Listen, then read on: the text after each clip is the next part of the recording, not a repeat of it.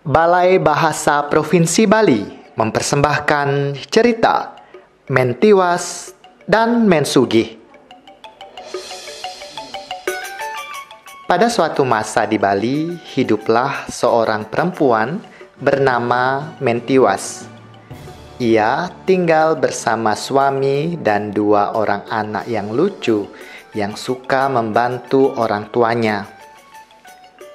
Keluarga kecil Mentiwas adalah keluarga petani yang sederhana, baik hati, penyayang, dan penolong binatang-binatang malang. Mereka hidup sederhana, tetapi bahagia. Suatu pagi, suami Mentiwas pergi ke sawahnya. Sementara itu, Mentiwas bekerja di rumah. Ia menyiapkan makan siang untuk suaminya. Kedua anaknya bermain-main sambil memberi makan binatang-binatang ternak yang mereka miliki.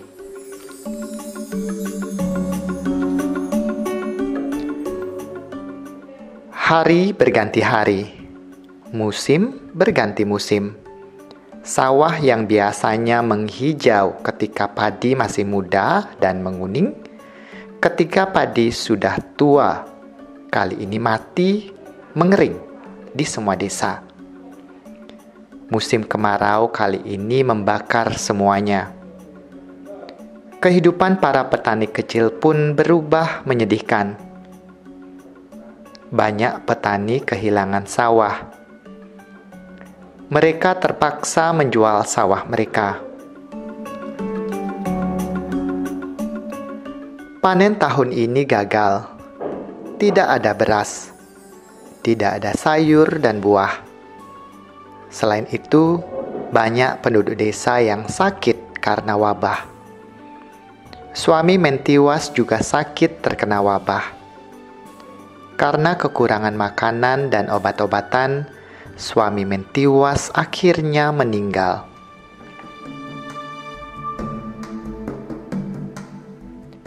Keluarga Mentiwas bertetangga dengan Mensugih yang kaya raya. Mensugih memiliki banyak sawah dan kebun yang sangat luas, rumah yang besar, serta harta yang berlimpah. Namun sayang, Mensugih tidak sebaik Mentiwas. Ia sangat kaya, tetapi jarang berbagi. Ia punya rumah mewah, tetapi menutup diri dari tetangga dan penduduk desa.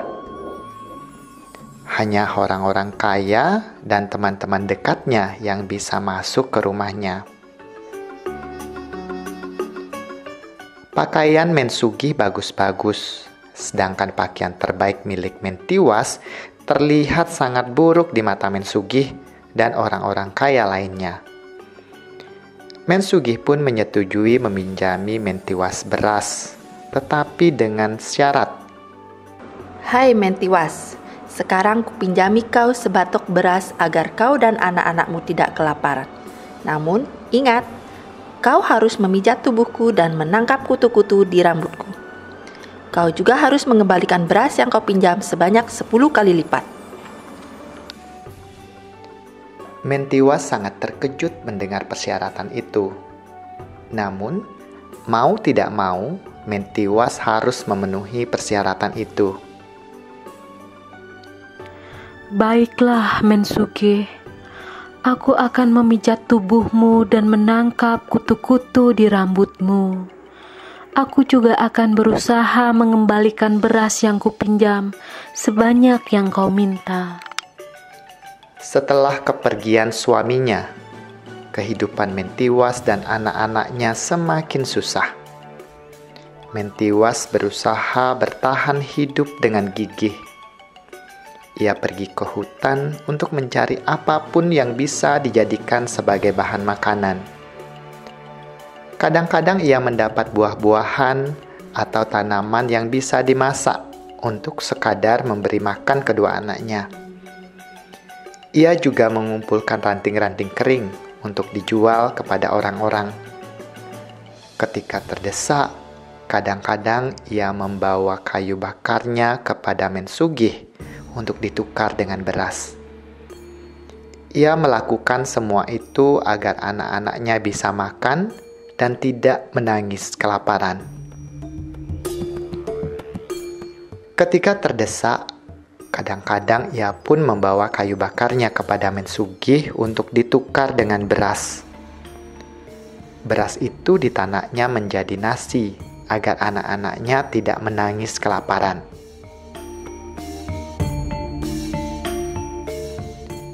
Nasib malang masih menimpa keluarga Mentiwas. Anaknya pun sering menangis kelaparan. Akan tetapi, Mentiwas sudah tidak bisa lagi berutang beras kepada Mensugih. Ibu, aku sangat lapar.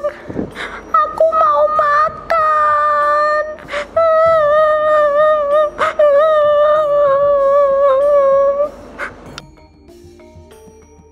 Sore itu, selagi anak-anaknya tertidur lelap karena terlalu lelah menangis kelaparan, dengan berurai air mata kesedihan, Mentiwas bergegas ke hutan lagi dengan harapan ia bisa mencari tanaman atau buah-buahan yang tersisa di hutan untuk ia masak untuk anak-anaknya.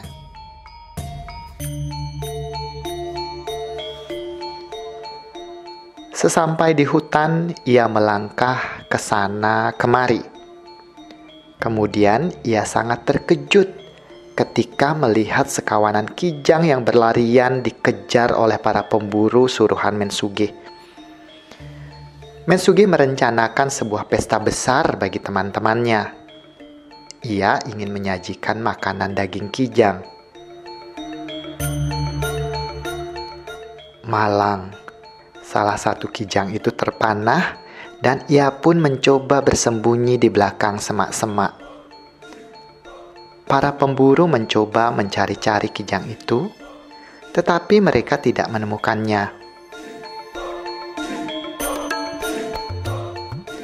Ketika mereka melihat Mentiwas di hutan, mereka menawarkan imbalan uang kalau ia bisa menunjukkan di mana kijang yang terluka itu.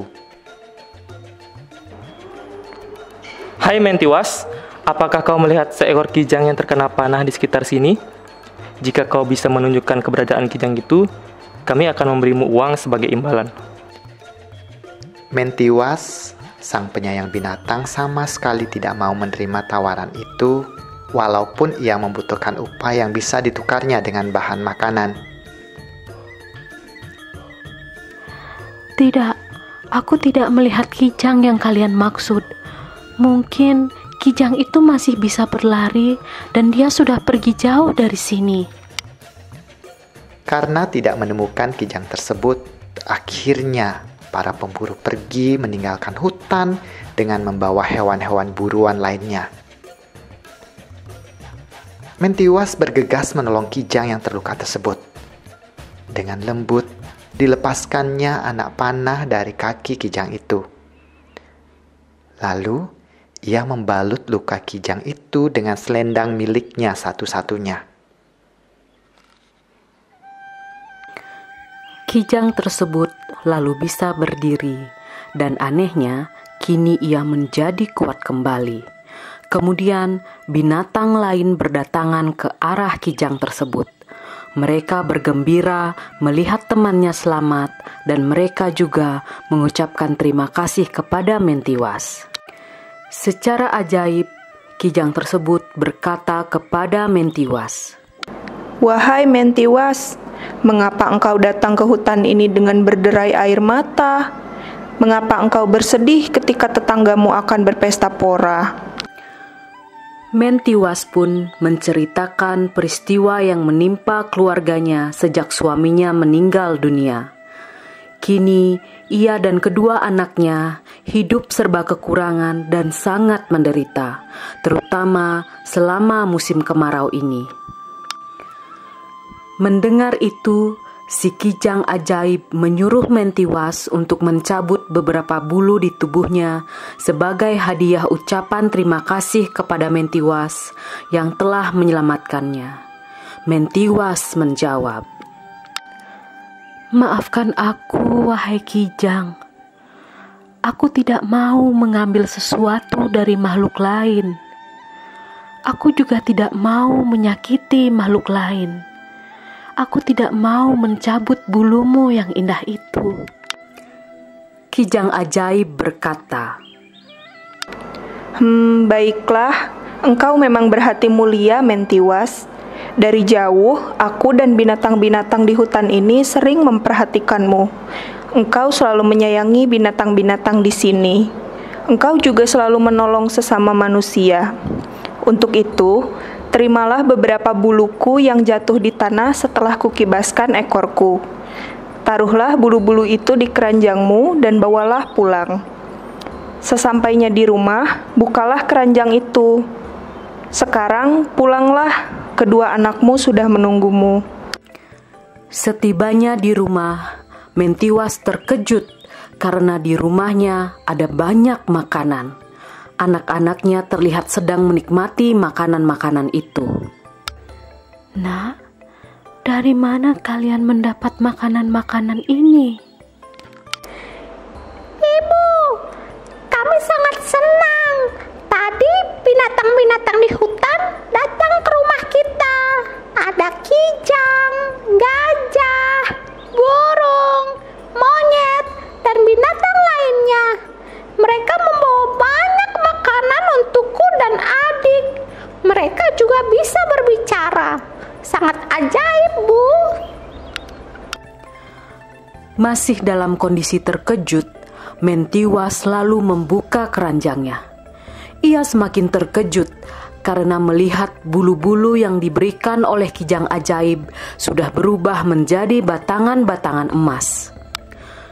Setelah itu, Mentiwas pergi ke pasar untuk menjual beberapa emasnya dan membeli beras serta kebutuhan pokok lainnya. Ia juga tidak lupa berbagi dengan tetangga-tetangganya yang sangat membutuhkan bantuannya. Kemudian, Mentiwas mendatangi rumah Mensugih untuk mengembalikan beras yang dipinjamnya.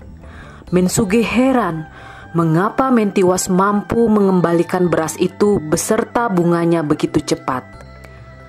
Rasa serakah Mensugih pun bergelegak. Sore itu juga, ia bergegas ke hutan sendirian untuk meminta bulu-bulu kepada Kijang agar ia bisa mendapatkan banyak emas batangan. Ia datang sendirian karena ia takut jika nanti emas-emas tersebut bisa jatuh ke tangan orang lain. Aku harus segera pergi ke hutan. Tidak ada yang boleh tahu tentang hal ini. Aku tidak mau orang lain juga mendapat emas-emas itu. Semua emas itu harus menjadi milikku. Sesampainya di hutan, ia berteriak-teriak memanggil para kijang. Sang Kijang ajaib pun muncul dan ia menanyakan mengapa Mensugih memanggil-manggil mereka.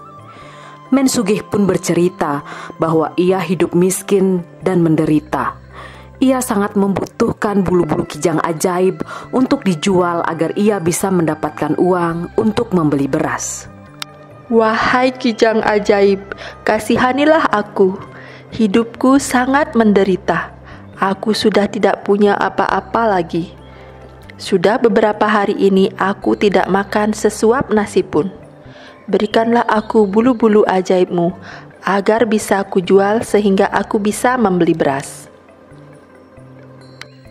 Kijang tahu bahwa Mensugih bercerita bohong. Ia lalu menyuruh Mensugih untuk mencabut beberapa bulunya. Baiklah, Mensugih. Kalau begitu, cabutlah beberapa bulu di tubuhku. Namun, karena keserakahannya, ia mencabuti bulu-bulu Kijang tersebut untuk memenuhi tasnya. Setelah itu, Mensugih pun bergegas pergi. Ia berlari sambil tertawa-tawa. Ia berharap bisa segera melihat bulu-bulu Kijang yang dicabutnya berubah menjadi batangan-batangan emas. Sesampai di rumahnya, Mensugih langsung menutup semua pintu dan jendela rumahnya.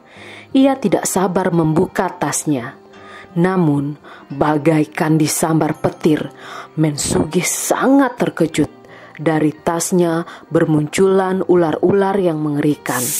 Setiap bulu kijang yang dicabutnya berubah menjadi seekor ular yang langsung menyerang Mensugih.